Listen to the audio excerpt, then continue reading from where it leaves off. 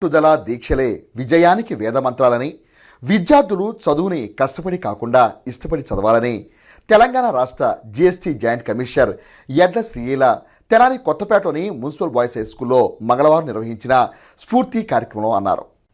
తెనాలి కొత్తపేటలోని municipal boys high school నందు పాఠశాల పూర్వ విద్యార్థుల సంఘం వారి ఆధ్వర్యంలో మంగళవారం ఏర్పాటు చేసిన స్ఫూర్తి కార్యక్రమానికి తెలంగాణ రాష్ట్ర GST joint commissioner Yadla Sreeleela ముఖ్య అతిథిగా విచ్చేసి ప్రసంగించారు. ఈ సందర్భంగా యడ్ల శ్రీలీల మాట్లాడుతూ విద్యార్థి దశ నుండే విద్యార్థులు ఒక లక్ష్యాన్ని ఏర్పరచుకొని ఆ లక్ష్య సాధన కోసం ప్రణాళికాబద్ధంగా ముందుకు సాగాలని అన్నారు. సక్సెస్కు షార్ట్ కట్లు ఉండవని, కష్టపడి పనిచేయటం ఒక్కటే విజయానికి చేరుకోవడానికి ఉన్న మార్గమని అన్నారు. ఎన్ని అవరోధాలు అడ్డంకులు ఎదురైనా లక్ష్యాలను ఏమాత్రం విస్మరించకూడదని అన్నారు. రానున్న పరీక్షల నేపథ్యంలో 10వ తరగతి విద్యార్థులు ఉపాధ్యాయులు ఇచ్చే సూచనలు పాటిస్తూ సమయాన్ని సద్వినియోగం చేసుకుంటూ ఏకాగ్రతతో పరీక్షలకు సిద్ధం కావాలని అన్నారు. పాఠశాల పురోభివృద్ధి కోసం పూర్వ విద్యార్థుల సంఘం చేపడుతున్న కార్యక్రమాలు అభినందనీయమని అన్నారు. తెనాలి మండల విద్యాశాఖ అధికారి డాక్టర్ మేక లక్ష్మీనారాయణ మాట్లాడుతూ 10వ తరగతి విద్యార్థులకు ప్రేరణ కలిగించేలా పాఠశాలలో చక్కని స్ఫూర్తినిచ్చే కార్యక్రమాన్ని పూర్వ విద్యార్థుల సంఘం సభ్యులు ఏర్పాటు చేయడం అభినందనీయమని అన్నారు. పాఠశాల పూర్వ విద్యార్థుల సంఘం కన్వీనర్ తన్నీరు శివశంకర్ మాట్లాడుతూ సామాన్య మహిళగా జీవితాన్ని ప్రారంభించి అసామాన్య మహిళగా ఎదిగిన యడ్ల శ్రీలీల జీవితం ఎందరికో స్ఫూర్తిదాయకమని అన్నారు. దూర విద్యలో విద్యను అభ్యసించి అంచెలంచెలుగా పోటీ పరీక్షల్లో ఉత్తీర్ణత సాధిస్తూ తెలంగాణ రాష్ట్రానికే జీఎస్టీ జాయింట్ కమిషనర్గా ఎదిగిన శ్రీలీల జీవితాన్ని విద్యార్థులు స్ఫూర్తిగా తీసుకోవాలని అన్నారు.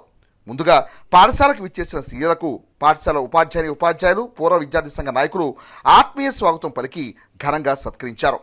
ఈ కార్యక్రమంలో పాఠశాల ప్రధానోపాధ్యాయురాలు షేక్ మౌలాబీ, రిటైర్డ్ తెలుగు ఉపాధ్యాయులు తన్నీరు సుబ్బారావు, తెలుగు అధ్యాపకులు తన్నీరు కళ్యాణ్ కుమార్, పూర్వ విద్యార్థి సంఘ సభ్యులు చుక్క భానుప్రసాద్, పొట్టి నరేంద్ర, కె సీతారామాంజనేయులు, ఏ రమేష్ తదితరులు పాల్గొన్నారు. శివశంకర్ గారు లాంటి పాత విద్యార్థులు నాలాంటి వాళ్ళని ఇక్కడి వరకు తీసుకొచ్చి నా ముందు నిలబెట్టాలి అనుకుంటే శివశంకర్ గారికి ఏమన్నా బిజినెస్ లో లాభమా? ఆయనకి ఏమన్నా మెడల్స్ వేస్తారా? ఈ సన్మానాలు సత్కారాలు ఆయనకి ఏమన్నా చేశారా? ఈరోజు ఎందుకు తీసుకొచ్చారు? మీ అందరి గురించి అటువంటి మనిషిని చూసి నేను స్ఫూర్తి పొందుతున్నాను. అంటే తను చదువుకున్నటువంటి స్కూల్లో తనలాగా చదువుకున్న విద్యార్థులు ఇలా ఒక స్ఫూర్తిగా నిలబడినటువంటి వ్యక్తులు తీసుకొచ్చి చూపిస్తే వాళ్ళు కూడా అలాంటి ఉన్నత స్థాయికి చేరుకోవాలని ఒక మంచి సంకల్పంతో ఆయన నన్ను ఇక్కడికి మంచి మనసుతో మంచి సంకల్పంతో ఇక్కడ వరకు తీసుకొచ్చారంటే రియల్లీ ఆయనకి పెద్ద క్లాప్స్. చాలా చాలా థ్యాంక్స్. నాలాగా నా మాటలు విని స్ఫూర్తి పొంది మంచి ఉన్నత స్థాయికి చేరుకుంటారని చెప్పేసి ఆ ఆలోచన సంతోషానికి గురి చేస్తుంది. ఇంకొక విషయం చెప్పాలి ఇక్కడ. మొదలుగా నేను శివశంకర్ గారు పిలవటం, స్ఫూర్తి నింపడానికి రావటం, దీని వెనుక ఇంతకుముందు శివశంకర్ గారు చెప్పినట్టుగా ఒక వ్యక్తి ఉన్నారు. ఆయనే మా గురువు గారు సుబ్బారావు మాస్టర్ గారు నాకు గురువు గారు. ఎవరి మాటలు మనకి స్ఫూర్తి, ఎవరి మాటలు మనకి ఇది, ఎవరి మాటలు మనకి గైడెన్స్ ఉన్నా గురువు గారు.